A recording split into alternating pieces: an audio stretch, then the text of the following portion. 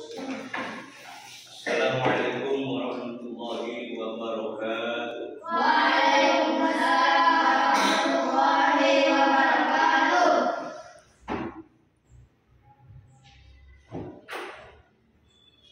Anak sekalian, sebelum kita mulai pelajaran SKI, marilah kita bersama-sama baca surat Al-Fatihah supaya kalian bisa lebih cepat menangkap pelajaran. Yang kedua, dan ilmu yang akan kalian dapat bisa jadi ilmu yang bermanfaat. Al-Fatihah.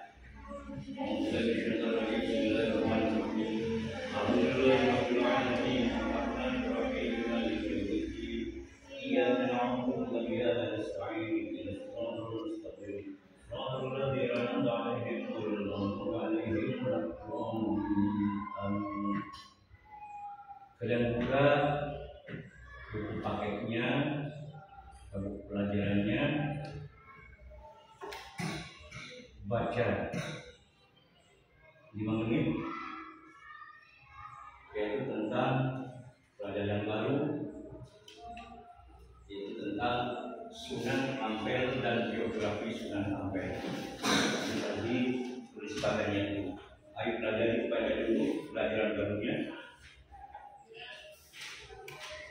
Ayo pelajari itu.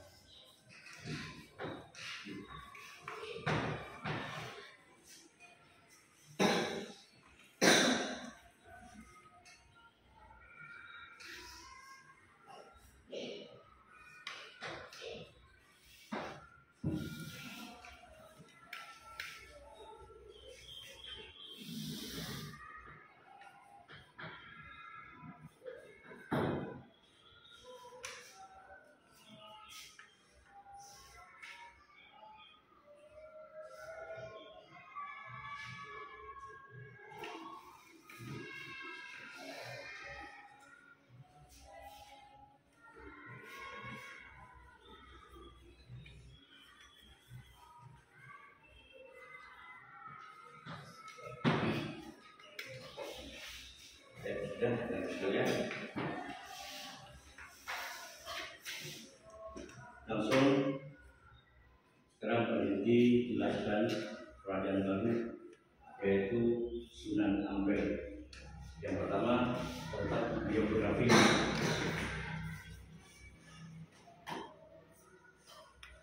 Dari yang kalian baca tadi,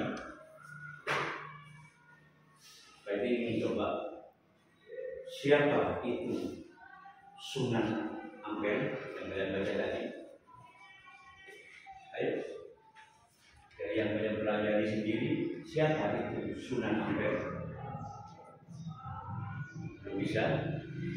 Sekarang langsung lagi jelaskan. Perhatikan semuanya ke papan tulis.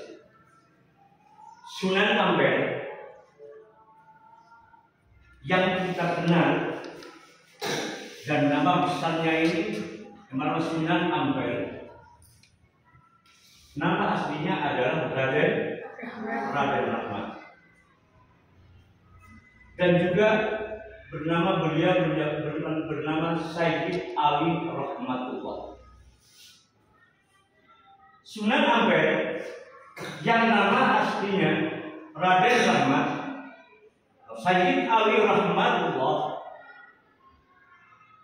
ini merupakan putra dari orang yang sangat dalam ilmu pengetahuan agamanya. Ayahnya ini bernama Syekh Ibrahim As-Samarkandi atau Syekh Ibrahim As-Samarkandi. Syekh Ibrahim As-Samarkandi ini merupakan ulama yang aslinya dari Champa, negeri Kamboja, yang merupakan ayah dari Sayyid Ali Rahmatullah atau Raden Rahmat.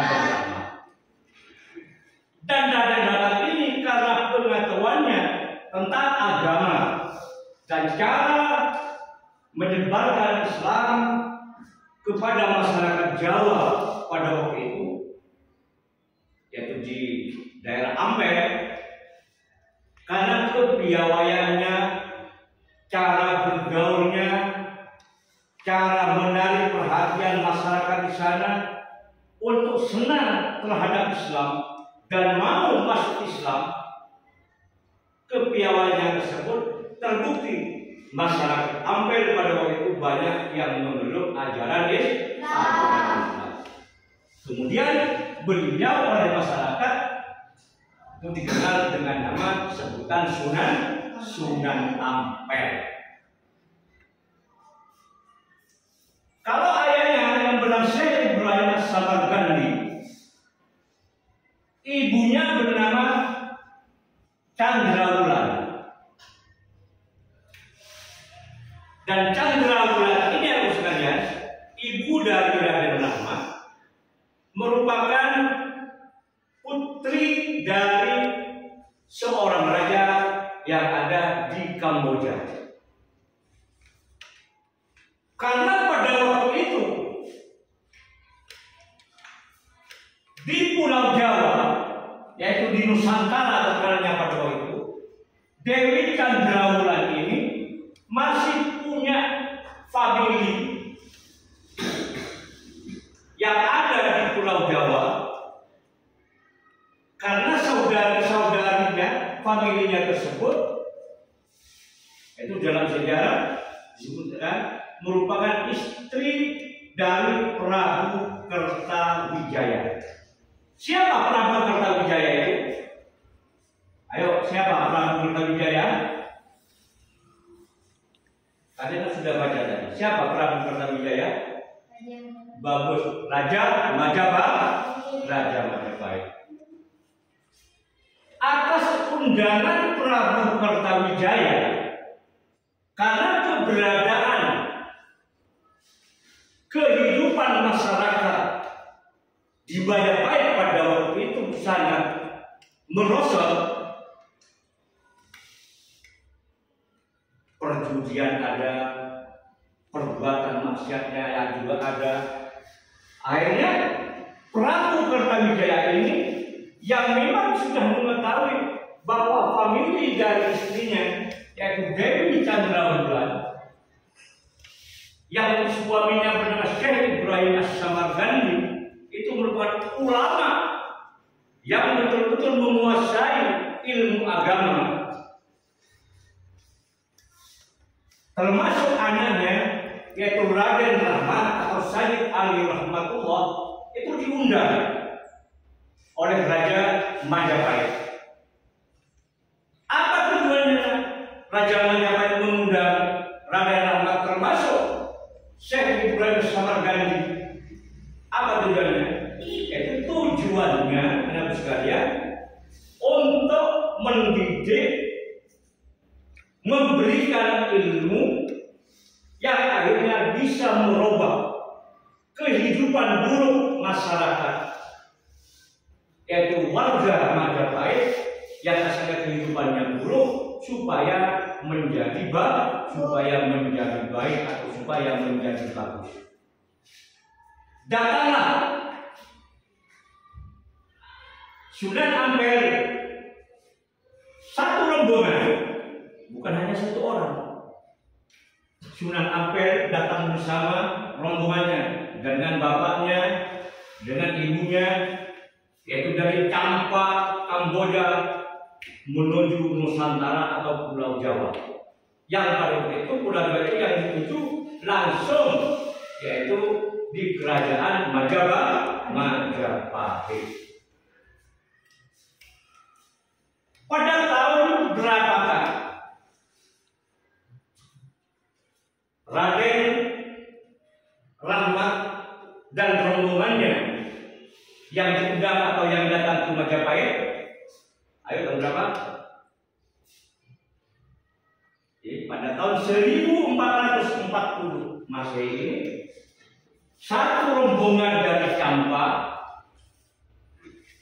yang rombongan tersebut pertama ada Sunan Ampel, Syekh Ibrahim As-Samarkandi, juga ibunya yaitu Chandrawulan, dan dalam rombongan itu anak sekalian, nanti kalian akan pelajari pada pelajaran berikutnya, yaitu banyak juga tokoh agama Islam yang ikut dalam rombongan tersebut.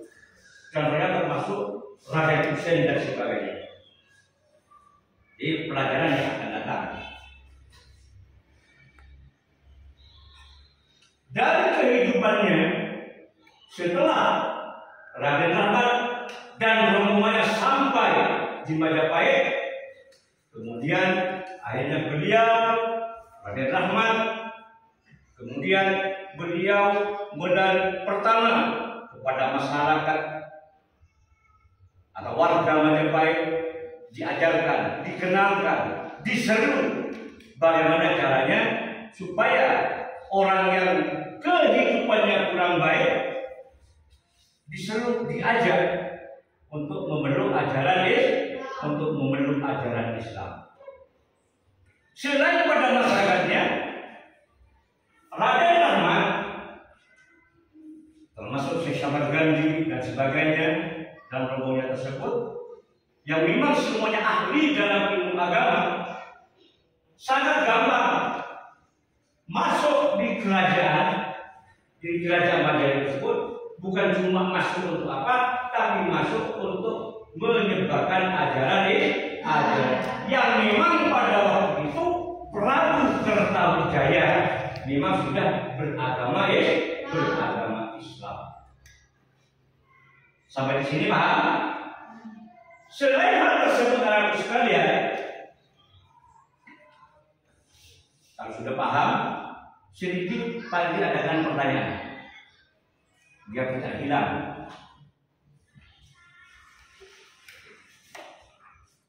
Romi, siapa nama asli dari Sunan Ampel? Raden Rahmat. Aku namanya siapa lagi? Sayyid Rahmatullah. Boys, siapa bapaknya dari Raden Rahmat atau Sunan Ampel itu? Syekh Ibrahim As-Samarqandi dan ibunya bernama Chandrawulan. Dewi Chandrawulan ini juga termasuk Syekh Ibrahim As-Samarqandi. Ini turun belakang berasal dari negara mana? Kamboja.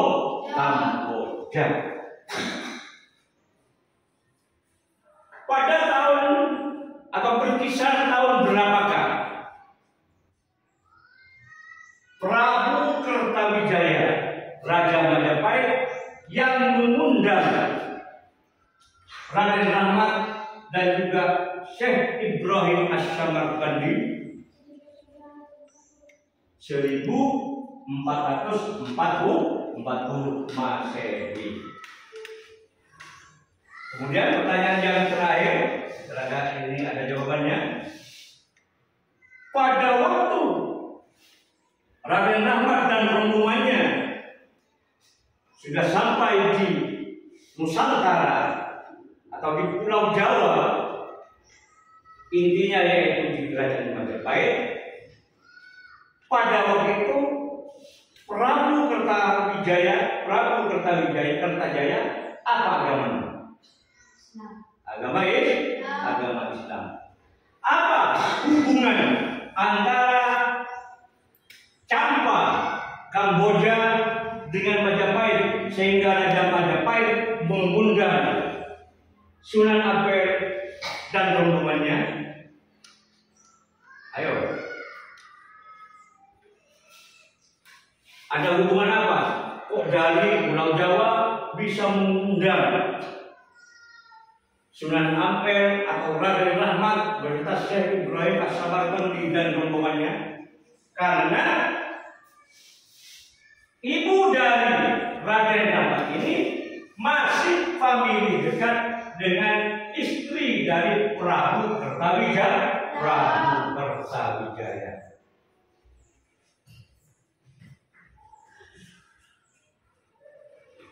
Setelah Raden Rahmat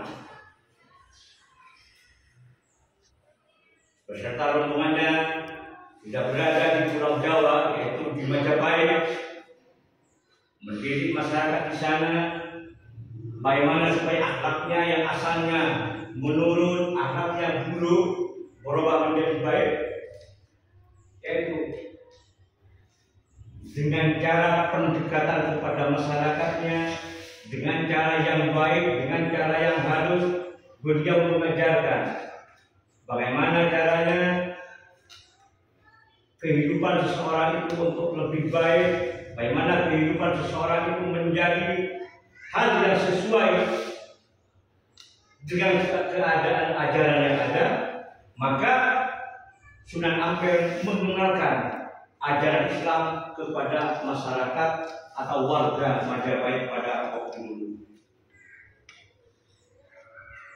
Raden Rahmat, anak sekalian, cara-caranya untuk lebih diterima, cepat diterima Islam oleh masyarakat Jawa pada waktu khususnya yang di Majapahit, Sunan Ampel ini, anak sekalian, Sunan Ampel ini kemudian memperistri Sunan Ampel ini kemudian memperistri seorang perempuan, seorang anak bupati pada waktu itu, Bupati Madura, yang bernama siapa?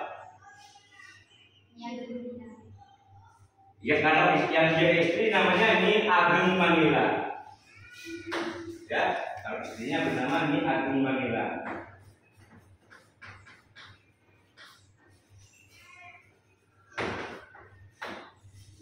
Nyi Ageng Mangila ini yang diperistri oleh Sunan Ampel ini merupakan putri dari siapa? Ayo, Arya. Siapa itu Arya Teja? Atau apa jabatannya Arya Teja? Bupati Tuban. Jadi dengan cara Islam lebih gampang diterima oleh masyarakat Pulau Jawa. Di antara geografi yang telah kalian pelajari ini yang sekalian, kemudian juga strategi yang dilakukan oleh Sunan Ampel, strategi yang dilakukan oleh Sunan Ampel supaya Islam lebih cepat luas menyebar di Pulau Jawa. Cara yang dilakukan oleh Sunan Ampel yaitu anggota rombongannya, ada yang santri dari orang tuanya, murid dari orang tuanya, ada yang masih familinya, kemudian oleh Sunan Ampel dikawinkan dengan putra-putri orang yang punya pengaruh di Pulau Jawa pada waktu itu. Berkaitan dengan cara dan kehidupan yang dijalani oleh beliau, ini dapat diambil kesimpulan anak sekalian oleh kita semua dari geografinya. Maksudnya, kesimpulannya di sini,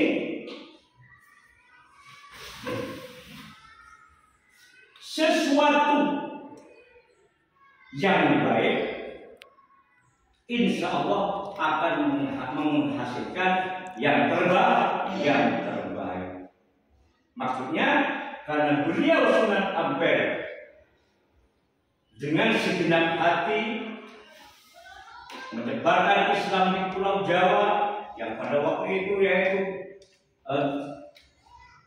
utamanya di Kerajaan Majapahit dan masyarakat Majapahit, pengenalan Islam secara betul-betul dengan kasih sayang, pendekatan secara kekeluargaan, kemudian penyebaran ilmu tentang Islam yang akhirnya berhasillah Sunan Ampel beserta teman-temannya tersebut banyak yang mengislamkan orang Jawa pada waktu itu.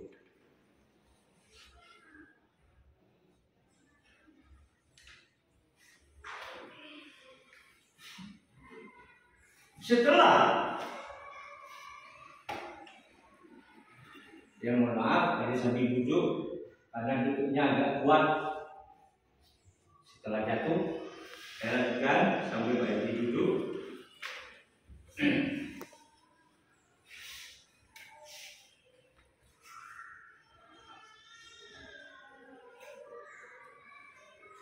Setelah masa Islam sudah menyebar,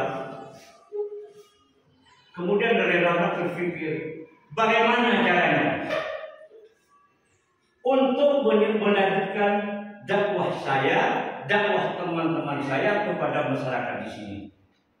Ya, akhirnya pertama kali karena sudah orang Islam sudah banyak, begitu Sunan Ampel yang beragama sudah banyak, kemudian Sunan Ampel dengan masyarakat di sana, ya masyarakat Majapahit pada waktu itu punya gagasan untuk membangun tempat beribadah, yaitu ingin membangun sebuah masjid. Contohnya, di masjid. Untuk membangun sebuah masjid, setelah ada dimusyawarahkan, tujuannya juga dijelaskan oleh Sunan Ampel. Akhirnya berdirilah masjid yang diinginkan tersebut dan diberi nama Masjid Ampel. Masjid Ampel setelah berdiri dan dijadikan sebagai tempat beribadah kepada Allah Subhanahu wa taala, dalam perjalanannya Sunan Ampel punya gagasan lagi. Lebih baiknya apa lagi ini supaya nanti bisa ada penerus untuk berdakwah kepada masyarakat. Akhirnya setelah membangun masjid, lama kelamaan akhirnya Sunan Ampel membangun sebuah pesantren yang merupakan pesantren yang pertama pada waktu itu. Jadi ada sekalian, dan melalui masjid sebagai tempat ibadah dan juga beliau membangun pesantren yang tujuannya mendidik masyarakat dan betul-betul menggembleng masyarakat untuk benar-benar memahami tentang ajaran Islam yang tujuannya nanti oleh Sunan Ampel akan disebar santri-santrinya ke penjuru Pulau Jawa. Itu tujuan murninya dari Sunan Ampel. Dari hal tersebut sekalian, setelah pembangunan masjid, pembangunan pesantren sudah dilakukan, Islam berjalan, bahkan berkembang dengan agak pesat pada waktu itu, dan juga calon-calon pendakwah yang merupakan santri pesantrennya Sunan Ampel sudah banyak yang bisa diandalkan oleh Sunan Ampel yang tujuannya untuk menyebarkan Islam ke penjuru Nusantara. Sekarang dunia seluruh Indonesia.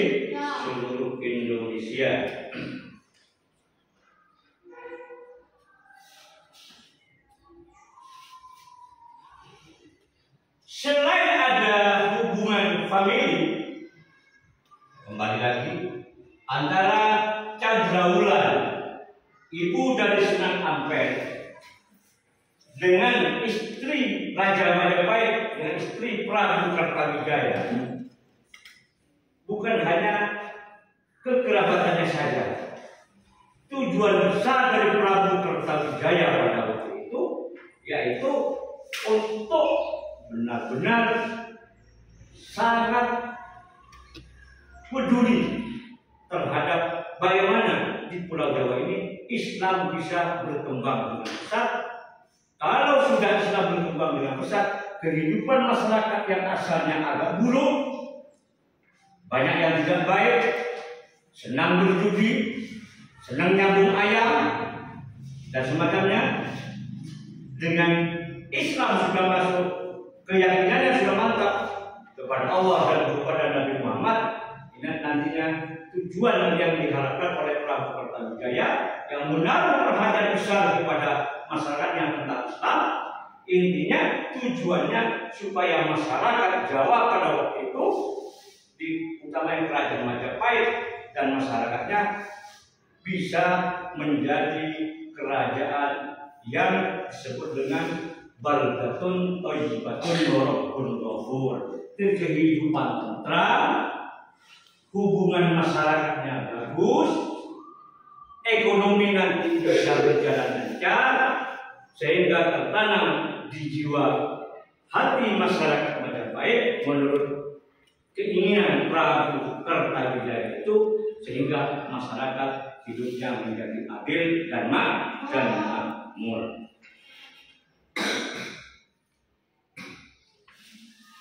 Kemudian selain Raden Rahmat atau Sunan Ampel sebagai pembalik penyebar Islam, yang mana istrinya yaitu Nyi Agung Manila, Putri Arya Tega, dalam perjalanannya waktu akhirnya anak-anak sekalian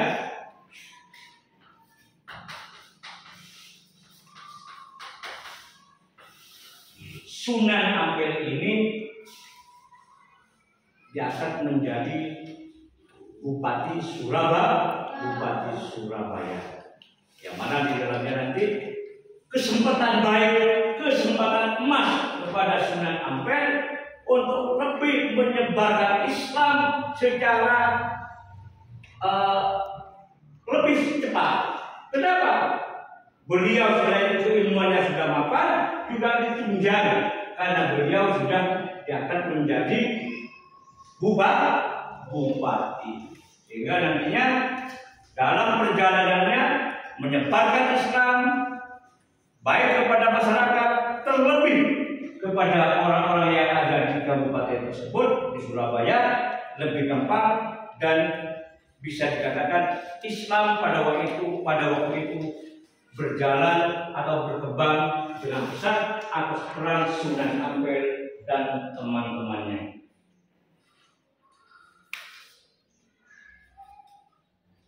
Dalam perjalanan waktunya, lama-kelamaan, akhirnya anak-anak sekalian, Sunan Ampel ini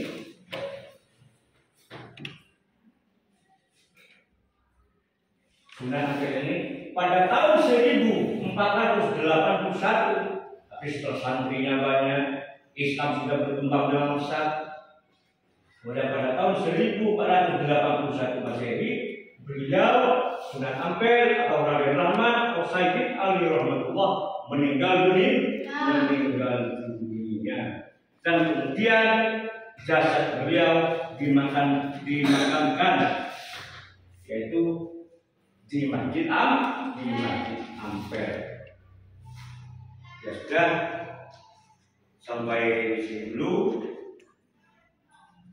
Mudah-mudahan apa yang kita pelajari bersama-sama,